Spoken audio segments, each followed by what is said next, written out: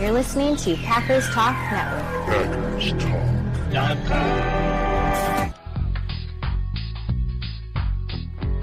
You're listening to No Huddle Radio on the Packers Talk Radio Network, your home for in-depth and thoughtful Packers analysis. I'm your host, Gil Martin. My co-host is my good friend, Sean Tehan. In addition to this show, I write for the PackersPost.com and Cheesehead TV. Sean was a TV sportscaster in Minnesota. We're all here to talk Packers because you're all here for one thing, and that's a love for Green Bay football. And Sean, how you doing today? We're doing good, Gil. I'm ready. We're getting closer to the regular season, a new NFL season. The Hall of Fame game is this week. Family night for the Packers coming up this upcoming weekend. But to get you geared up for the season, we got to talk about who makes our show go, and that's Ticket King. That's Wisconsin's own Ticket King. For more than 30 years, they've been providing Packers tickets to Packer fans, as well as Bucks tickets, Summerfest tickets, and Brewer tickets. Those Brewers, hey, near the top of the Major League Baseball standings right now. You can find them on the web at theticketking.com or visit the locations in Green Bay and Milwaukee. Once again, that's theticketking.com. If you're watching with us on YouTube or Facebook, thank you for tuning in. You can see the link right there on your screen, theticketking.com, and you can watch every episode of No Huddle Radio on Packers Talk Network on YouTube. Click on the bell, turn the notifications on, join the discussion, chat with us live. Love to see and talk about the comments coming our way. And Gil, now that training camp is here, there's a lot of chatter, obviously, going on. We're actually seeing football. We've been so deprived of actual football. The pads finally went on this week, and man, there's a new guy in town who's definitely making the impression like, hey, I'm the new man in town. And let's talk about Nate Hobbs a little bit, because he got the big contract coming over from the Vegas Raiders to the Green Bay Packers at corner, 4-year, $48 million deal. And man, he is not just like going through the motions. He's making his presence felt. He's been very physical. Matt LaFleur has said where it's like, hey, he's taking it a little bit too far. It's nothing malicious. But let me ask you this, Gil, right now, Nate Hobbs, that physical style that he plays with, that he's known to play with in his first few years in the league with the Raiders, right now, is he being too physical? Right now he is, yeah. I mean, do I want to see him be this physical or even more physical when the games actually count and he's trying to tackle other teams' players? Yeah, I do.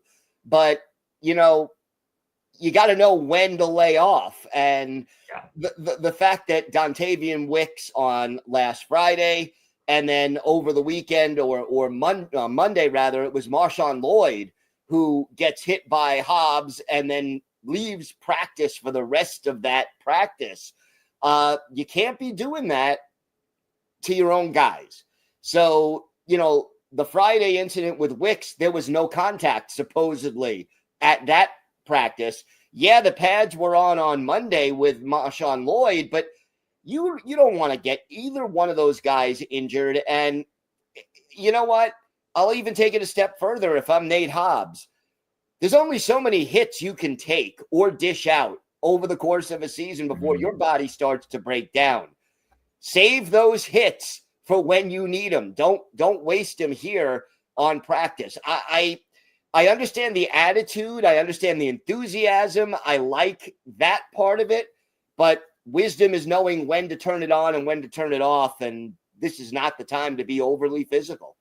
And a quick disclaimer real quick. Matt LaFleur and Brian Gutekunst said on Tuesday that Marshawn Lloyd's injury happened before the Nate Hobbs contact. They said it was a non-contact issue. They're trying to go through the specifics with what's going on and everything like that. So you just hope that a guy who's been so snake bitten already early in his career, that Marshawn Lloyd, this is just a little hiccup, and you hope it's a whole lot of nothing. But like you said, though, Gil, literally – Matt LaFleur was on the podium that morning saying, yeah, we've talked to him. It's just like, he's just going a little too far. And then again, it's like, and then he's out there hitting guys pretty hard again right away. And he essentially, the Packers took him out of the team drills earlier this week, just as a timeout. He's back on the field shortly after that. And I will say, though, it's a big change of pace from a guy they had Jair Alexander, who was a great corner, but he hasn't been the same since he had that season-ending shoulder injury, or is it practically season-ending shoulder injury against Pittsburgh in 2021. Doesn't really like to hit anymore. Nate Hobbs, It's totally different. He's a physical beast out at corner. And I will say this too, where it's like my experience coaching and playing in the past, you want to tell a guy to slow down more so than push him to ramp up. You can always dial a guy back rather than try to motivate them to speed it up. You know what I mean? So that's kind of, I look at that as a positive where it's like, okay, like they're telling this guy to dial it back. They're not, I think they're making sure it's like, essentially it's like, hey, they're getting their money's worth right now because he cares. And that's very evident that he cares. Yeah, and I like the fact that he cares, and I like the fact that he's gung-ho. I just, there's a time and a place, right? And giving an NFL player a timeout like you give to your 6-year-old when he misbehaves, I don't know. I just don't like to see it. Look, I don't think this is going to be a major problem for the Green Bay Packers. I think Hobbs is going to get the message, and hopefully nobody gets hurt during these practices as a result of the over-enthusiasm. Mm-hmm. But I would still rather have a cornerback who will enthusiastically tackle than one who avoids contact. So, again, the other concern is this, though. Hobbs is 6 feet, 195 pounds, average size for a cornerback. Again, he has an injury history himself. Yeah. He's only played a full season of games once in his NFL career out of 4 seasons. You got to save it for when it matters. You got to save some of it, at least, for when it matters. He's going to be the prime example of when you get to a point in training camp where it's like, these guys just need to hit someone else. Yeah. They need to see someone else. They need to hit someone else. That was, I think, when there was a big brawl in training camp back in the day when Mike McCarthy was in charge, and McCarthy just said simply at the podium that day or the next morning, where it's like, we need to hit someone else. Like it's getting to a point we need to play a game. And Nate Hobbs, it's like you got joint practices coming up, you got some preseason games coming up. You gotta, Gil, you gotta think the odds are pretty significant that there's gonna be some clashing in these joint practices, and Nate Hobbs most likely may be in the center of it because he's not afraid to throw his body in there. He will be in the middle of it, almost certainly. And look, it's so different now than it was years ago. You think about Vince Lombardi running those grass drills back in the 60s, 2-a-days. Don Shula with Miami had 4-a-days in the Miami heat and humidity in August. Now you have 10 actual contact practices all camp long. Yeah. It's a very different situation. So on the one hand, I get it. I understand somebody wanting to hit somebody, and get back that football feeling, but you can't hurt yourself and you can't hurt your teammates. I'm looking forward to joint practice. It's going to be like that scene in Semi-Pro when they go to commercial and Will Ferrell just yells, "Somebody hit somebody!" And that's essentially what's going to happen with the Packers. Like during a team session, the cameras will be off. It's like, somebody hit somebody. And Nate Hobbs is going to be right. He's going to be leading that attack. But yeah, I'm excited for him because I think it's like, this is a sign where it's like, this guy is definitely going to set the tone and give this defense a little bit of an edge physically, especially on the back end of the defense. So I take it more as a positive, but yeah, let's not get our guys hurt in the pro. It's such a fine line to walk, and I understand how difficult that is, but I'd rather have a guy be more physical than a guy you're worried about if he can handle the NFL physically. So that's I think it is more of a positive than a negative, but just dial it down a notch or a half a notch, just a little bit, a bit. Not too much, but just a little bit. So yes. Now on the offensive side of the ball, obviously a lot of focus is on Jordan Love. The quarterback one, he's going into his 3rd year as the starting QB. Head coach Matt LaFleur, he was on NFL Network earlier this week doing an interview, and he talked about how Jordan Love's improvement as a leader has been so evident. He's taking command of the offense, taking command of the entire team. It's what the Packers need.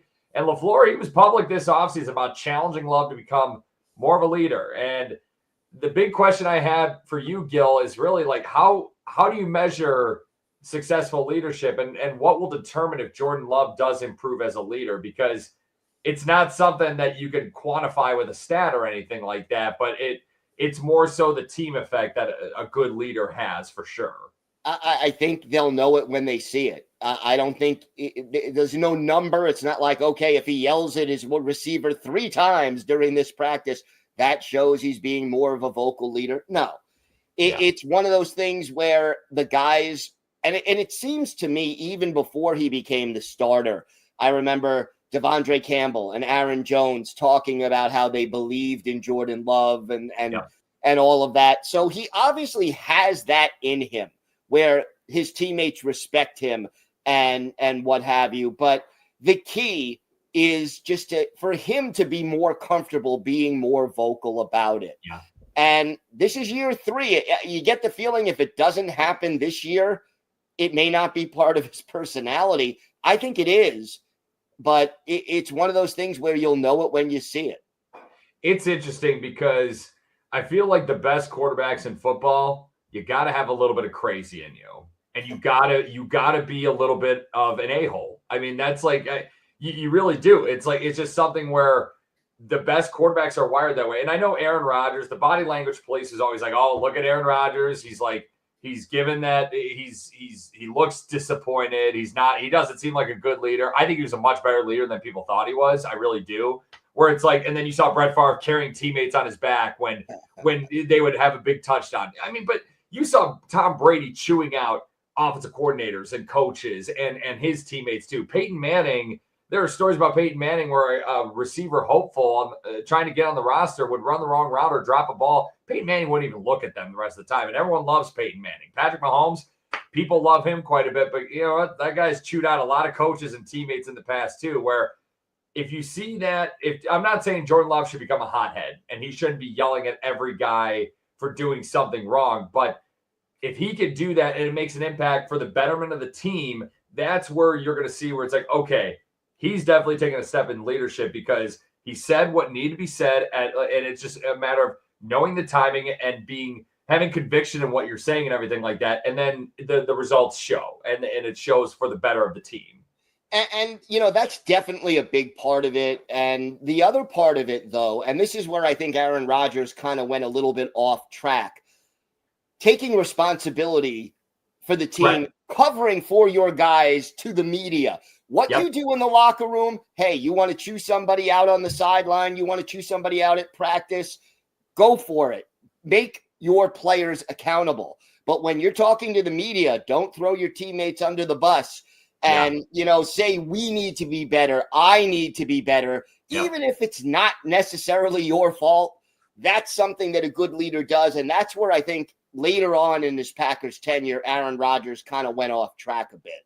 And that's, I think it's just because it's Rodgers, a guy in his late 30s, and he had a bunch of 20-year-olds around him. It's like that was it was outside of Randall Cobb and a few other veterans like Mercedes Lewis and Sammy Watkins. But that just kind of comes with the territory, but it's like it's taking accountability and ownership for sure. It's like there's just so many steps where it's like I feel like the best leaders, they do the things where it's like, hey, like if some mistakes made, it's like take ownership. Like, hey, I did this, my fault. Then it's just like, how am I going to correct this?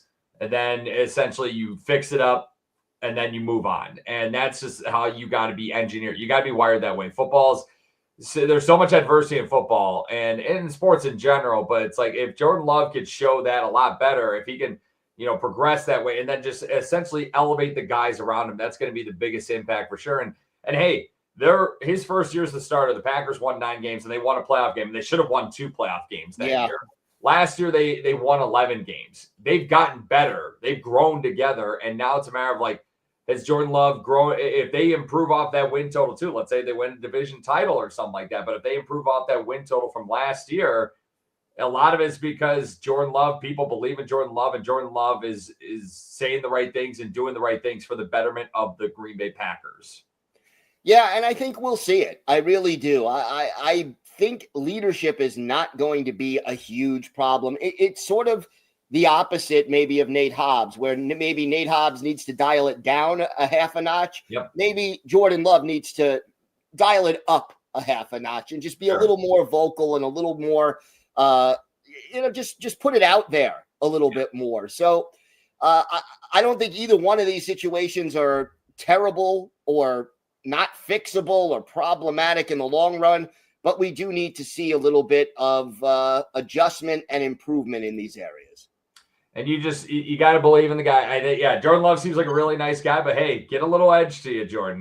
Like that. We wouldn't mind seeing that. That's the only thing we're asking. It's like I don't think he's a bad guy, and I don't think him taking a step vocally would mean he becomes a bad guy. It's a matter of like, hey, he takes the game seriously. It's just a matter of like, let's see it, and let's see if it actually it helps improve the football team. But another young guy on this team who I feel like is definitely taking on a leadership role, who is essentially trying to, you could tell where last year after the season ending, he's taking some accountability.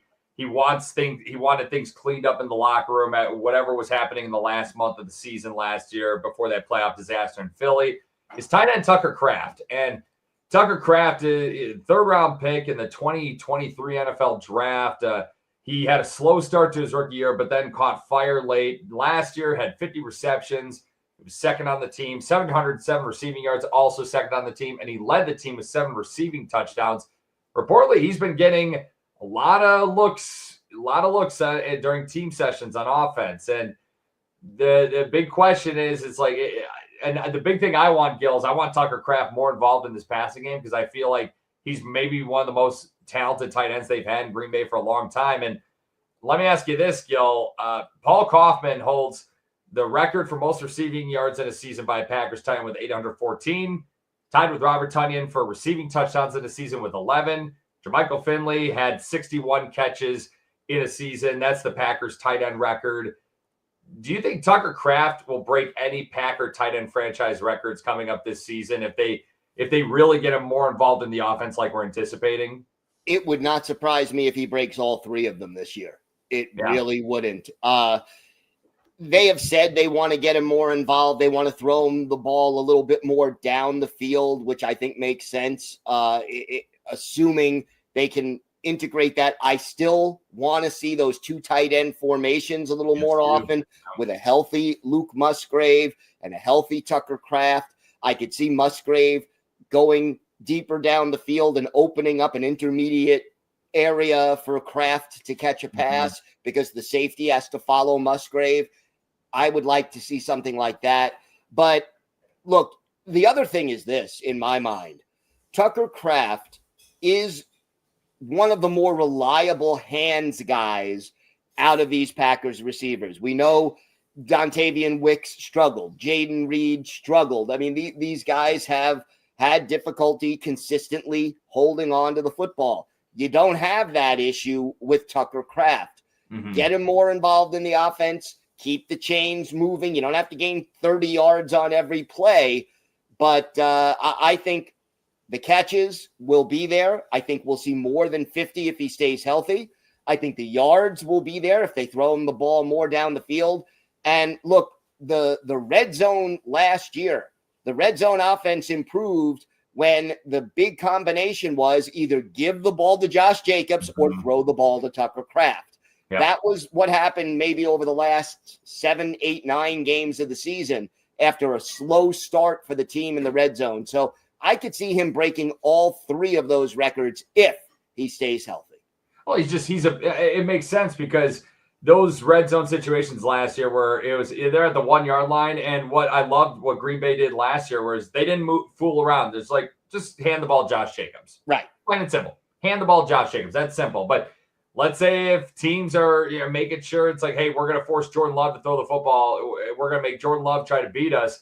Tucker Kraft is a big body in the end zone, and there's so much you could do with him, the way they move him around the offense. Also, if you think about it, too, it's like maybe total touchdowns he'll break the record if the tush push is allowed, and he's the guy who is under center taking the snaps in those short yard situations and getting those extra yards. Maybe he gets a few rushing touchdowns next year, too, this upcoming season. But you can do a lot with him in the screen game. He's a willing blocker on the outside, so you can manipulate defenses and manipulate play calling and everything like that to make it look like he's a receiver or a blocker. There's so much. He's a true Swiss Army knife as a tight end, and it's awesome. But another big thing too is like, again, and I believe you, and I agree with you that he's one of the better. He has some of the better hands on the team, which is funny because actually his ball security has been a bit of an issue to open up training camp. you just hope he's shaking off some rust with the pads on, everything like that, and everything will be okay by the time the season gets going. But he is hard to bring down with just one guy, and he's hard to bring down on first contact, where it's like, why would you not want to get this guy the ball more often? He's easily he could potentially just break, like, I'm not talking about single season records. He could potentially break franchise career records for tight ends. I mean, this guy's good. And you remember Paul Kaufman. Yep. Paul Kaufman played when I wasn't even on this earth yet, Gil. So I don't know how he compares to Paul Kaufman. Maybe you get better insight to that, but it's like he's definitely the most well-rounded tight end I've seen in Green Bay probably ever. Well, Kaufman was a serviceable blocker. I think Kraft is developing into a little bit of a better blocker than Kaufman was. But, Kaufman was one of those guys. He wasn't particularly fast. He wasn't particularly big, but he gave you everything he had. And, when you had James Lofton on one side and John Jefferson on the other side, he found space in between, the defenders and open areas, and he really was a reliable tight end. So I could see Tucker Kraft exceeding Paul Kaufman's career numbers if he lasts long enough with the Packers. But, from 1979 until 1985, Paul Kaufman was a major part of the Packers offense. It's crazy because I remember Paul Kaufman's kid playing college football at Mizzou, and he was a solid NFL serviceable tight end. Didn't reach the career numbers like his dad Paul did, but very, very good play. He was a very good tight end in his own right as well. So it's definitely in the bloodline. Tucker Kraft, I don't know. Like, I'm not going to go on here and be like, hey, draft him in fantasy football. I just think there's too many mouths to feed in the receiving area of the Green Bay Packers. But he's one of the guys where it's like, if I were to pick a receiving threat from this group for a good fantasy football pickup, Tucker Kraft may not be a bad pick. It's like, don't take my advice with a grain of salt, but I just feel like he's going to get a lot more targets coming up this year because he's shown that he could handle that, and he needs more targets. He does, and hopefully he'll get him. Like you said, there's a lot of receivers who want the ball. There's only one ball to go around. But when you're reliable, like Tucker Kraft is, the ball will find you. We may have a better idea coming up this weekend, though, of what the Packers offense will look like, who's going to get a majority of the snaps, who's going to be the starting group out there, what their focus is going to be on offense. Because family night, it's on Saturday night at Lambeau Field. Great event for if you want. If there's any parents listening and you want to get your kids interested in Green Bay Packer football, it's a cheap ticket. It's a great place to see Lambeau Field. If your kid has a meltdown, guess what? You don't waste that much money. Just get out of there.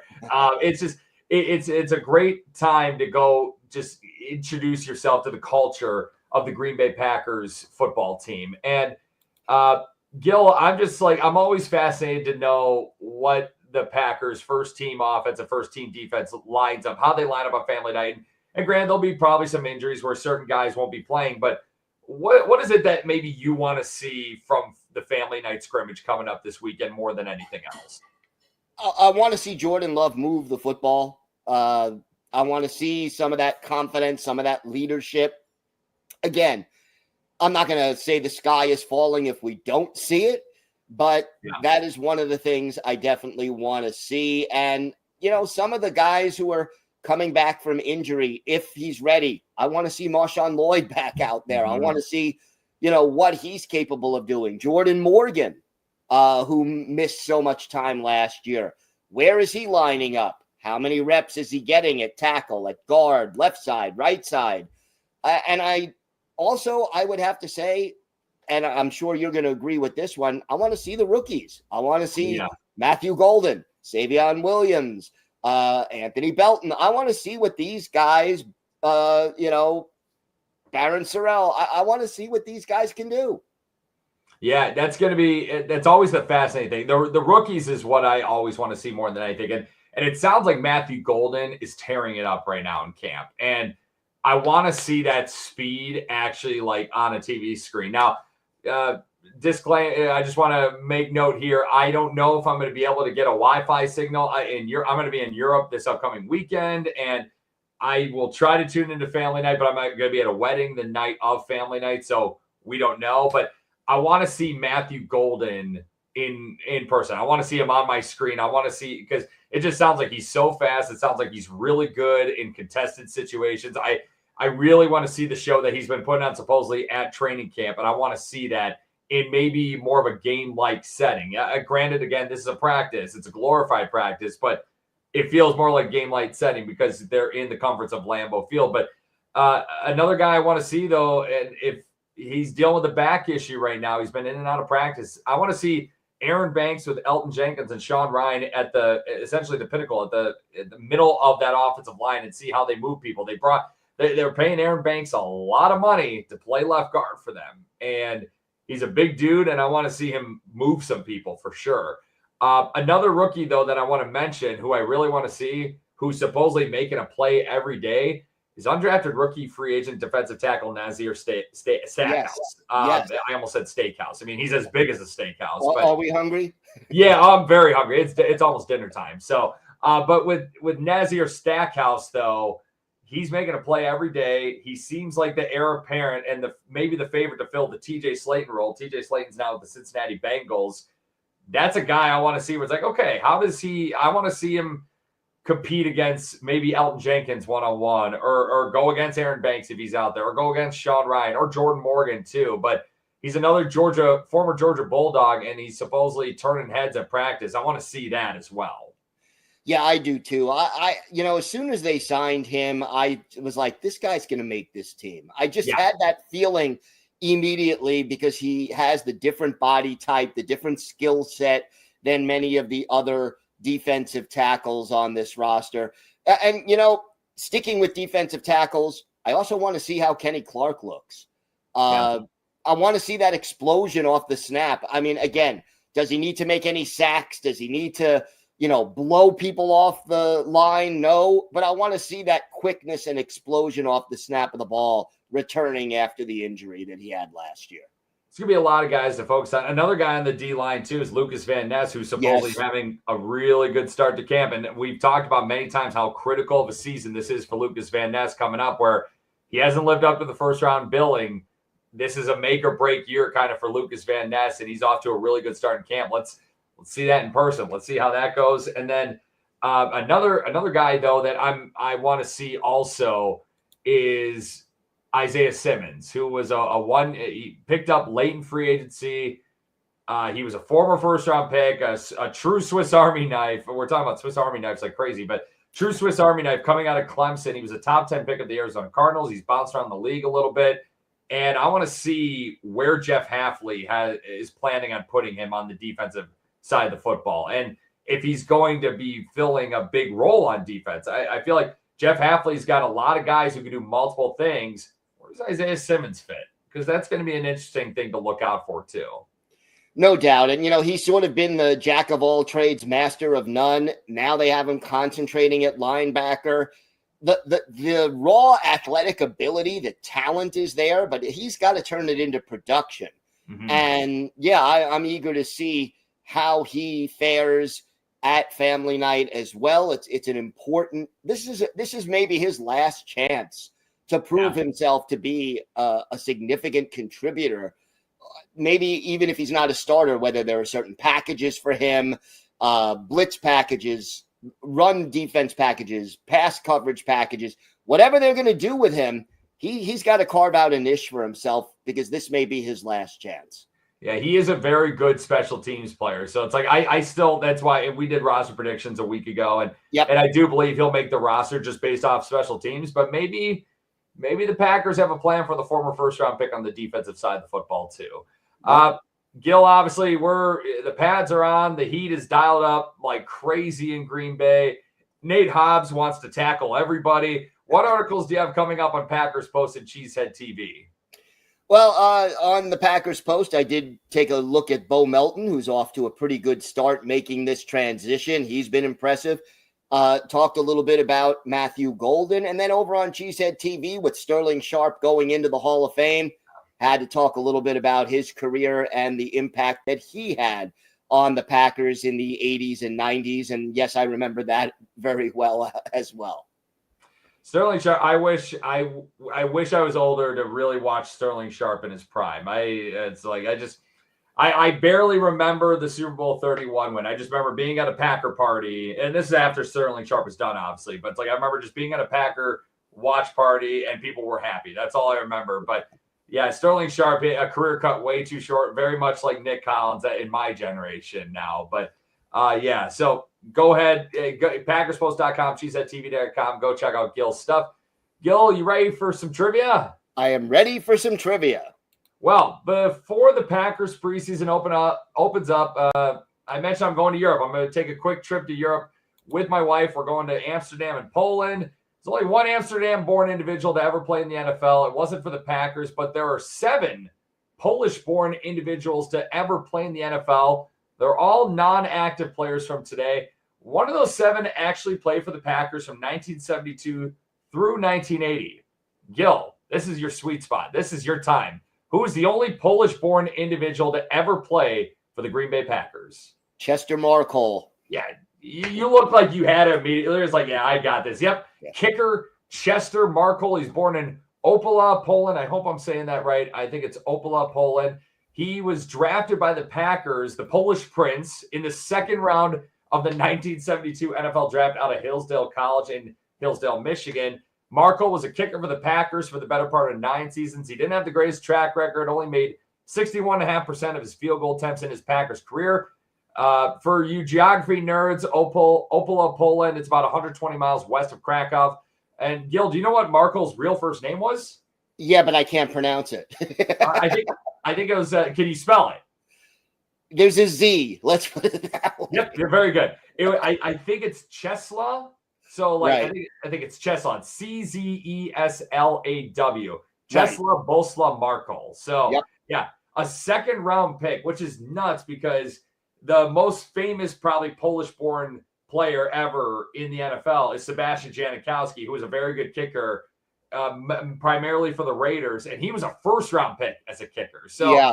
Something about those Polish-born kickers getting drafted way too high. I don't know. Well, look, 2 things you got to understand about Markle. Number one, 61% field goal percentage in the 70s was very, very good. Number 2, thank you for putting that in perspective. Yes. No. I mean, if you made 2/3 of your field goals, you were going to the Pro Bowl back then. Yeah. And then the second thing is they drafted him in 1972. If you look at the seasons that Packers kickers had, 68, 69, 70, and 71, I believe their success rate for those 4 seasons was in the 30% range, 35%, something like that. And Wow. It cost them a lot of games. In his rookie year, Chester Markle made 33 field goals for the Packers and went to the Pro Bowl, led the NFL in scoring 2 of his first 3 years. Then he got hurt in 75, and things kind of got off track a little bit after that.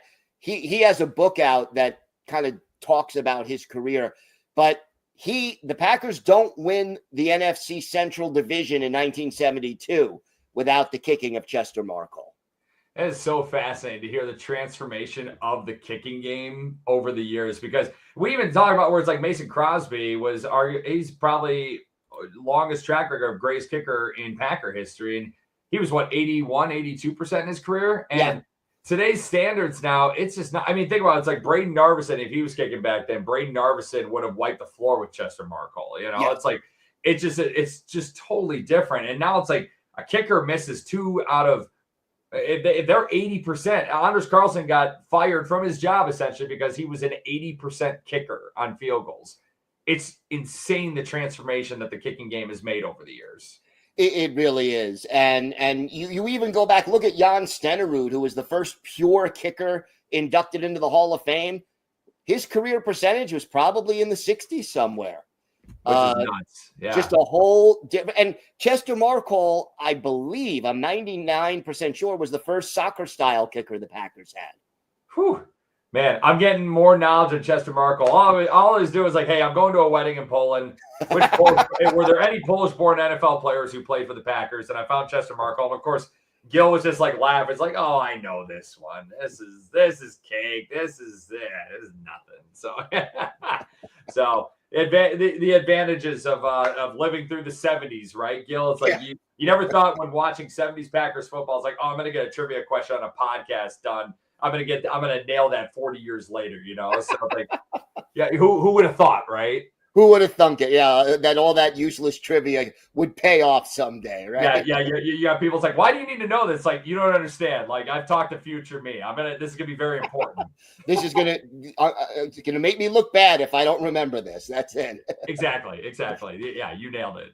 All right. Well, Sean, have a safe trip and enjoy Europe. No doubt about that. That is going to do it for us today. We'll be right back here next week. Follow us on Twitter @Packers, or to ask us questions, or you could email us at gbpackerssean@gmail.com. Make sure you subscribe to Packers Talk on iTunes, Google Play, Spotify, YouTube, or wherever you get your podcasts. Big thanks to PackersTalk.com for powering our show, and thank you for listening. Until next time, go Pack Go! Go Pack Go!